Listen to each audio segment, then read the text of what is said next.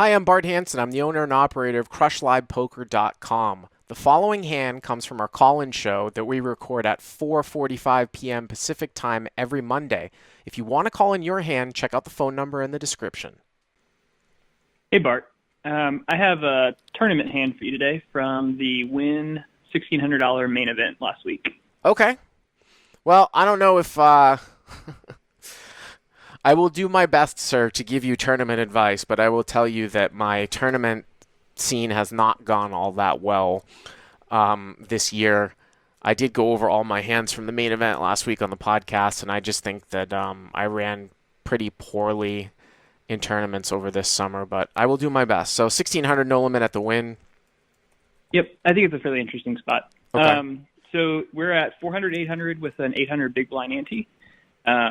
And the villain in this hand is the big blind. He has the effective stack with 33,000. Read is that he's a fairly good pro. I've been playing with him for about 2 hours. His tendencies seem to be, fairly solid. So it folds to us in the hijack. We have ace of clubs, king of diamonds, and we make it 1,800. So and only the big blind calls. So 40 blinds effective. Is this anywhere near the money or what? Or are you?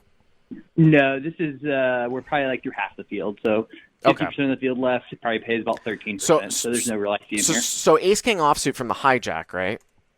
Yep. And what do you raise to? 18.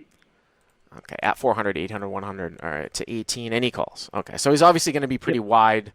People know that. Yes. That you're supposed to defend with almost close to 100% of hands against 2.2, 2.5x sizing. I mean. Yeah. So I expect him to defend almost anything suited. Basically, all his connected cards offsuit. A lot of his, offsuit one gappers. There's a bunch of stuff he's defending here.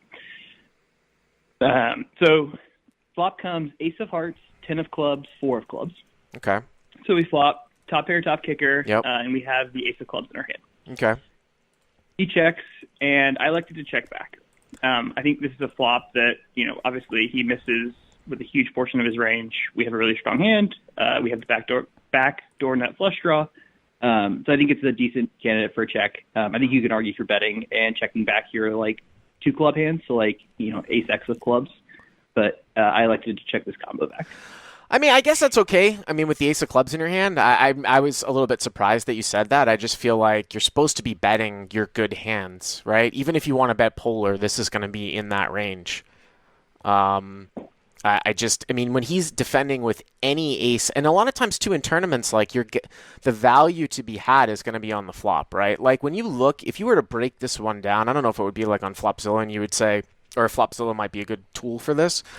If he's going to call with any pair, right, and any Broadway gutter, and he's defending with 95% of hands, from the big blind, your value might very well be right now. You know what I'm saying? I could see sometimes throwing in ace X into a check back range, but I feel like, boy, ace king is a pretty good hand. Would you check back ace 10 here?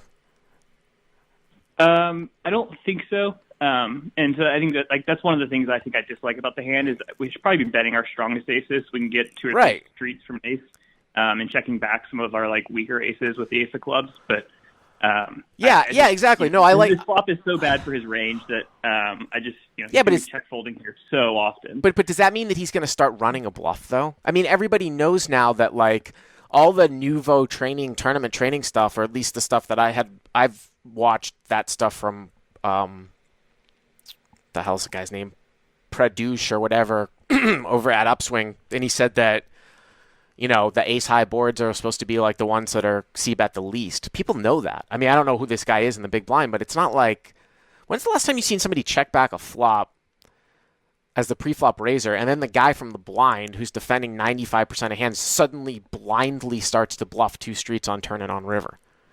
See what I'm saying? I think the problem is if we're betting all our ace X, then our check back range is going to be a bunch of pocket pairs that hate calling 2 big bets. But are forced to effectively, right? So all of our jacks or kings, our nines or eights are basically going to be forced to call 2 big bets because we don't have any aces in our check back range. But That's obviously like a much more nuanced approach to it, and there's probably worse aces we can be checking back than ace king. Yeah, but aren't you going to get more value by betting than trying to have a guy bet for you with ace X to try to get value from your kings or queens or jacks? Or are you saying that you think that a guy's going to bluff two streets to try to get you off of kings or queens or jacks? I don't know what this guy's capable of. The read is he's a decent pro, so he might be capable of something like that. I also don't know if we get 3 streets of value from something like ace 5 or ace 6 on this board. I think so, but I'm not 100% sure. We definitely get 2 streets of value, and so checking doesn't miss value if it's only 2 streets. But if we can get 3 streets of value, then obviously checking is bad. Okay, so check. Check. Turn is the 6 of clubs. Okay. So three clubs on board. We still have the ace of clubs. Right. He checks again. We bet 24,000, which is right at half pot. And he check raises us to 8,000. To 80? It's 8,000. So a little over 3x. Oh, I'm sorry. 2.4 to 8. Sorry, 2.4K. Yep. 2.4 to 8. I think turn is a pretty crystal clear call. We're fairly under rep. We have the nut flush draw. I don't think there's much of a decision on the turn.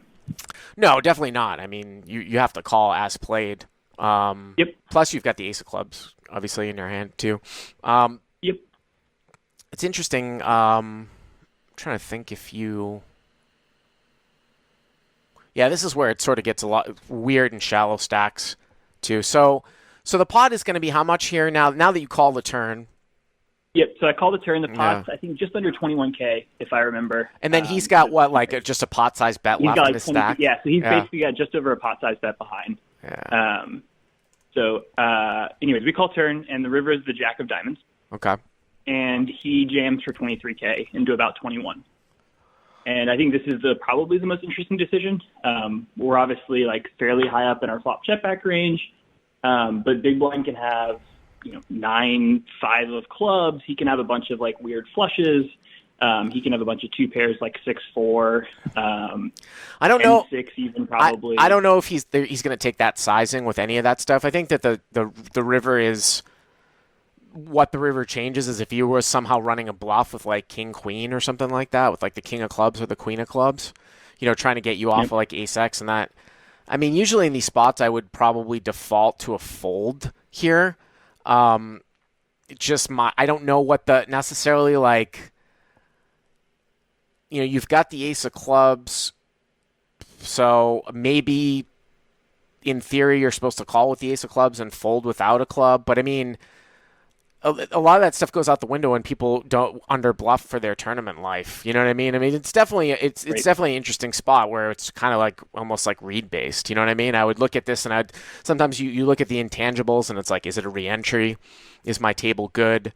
Do I think I have a big edge over my table where I could pass on this very, very slight spot and still have a big advantage? Or is my table shitty where if it's close to a neutral spot, I might call? You know what I mean? Yep. All these things. I mean, that's what I would sort of revert back to. So, I mean, my inclination would be to fold here, but I could see a case for calling too. Yep. So what ended up happening? So I got the clock called to me right as I ended up making a frustrated call. I thought I was really under reffed. And the good news is he flipped over 7-5 with the 5 of clubs.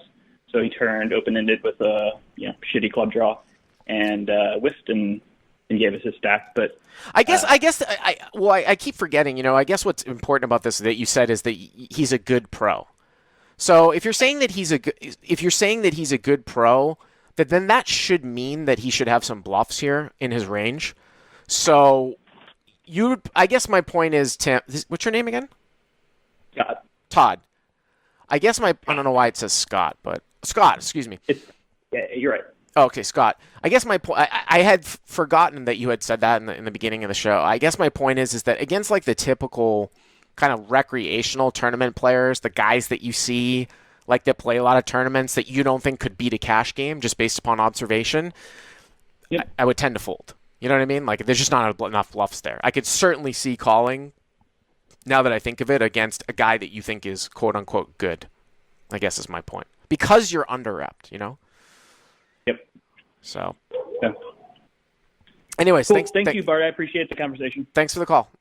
Hey guys, if you like what you've seen here, please click on the subscribe button and you'll get notified every time we put up a new video. And if you want to check out CrushLivePoker.com for the first month free, use the code YTA200. Click on the link right there.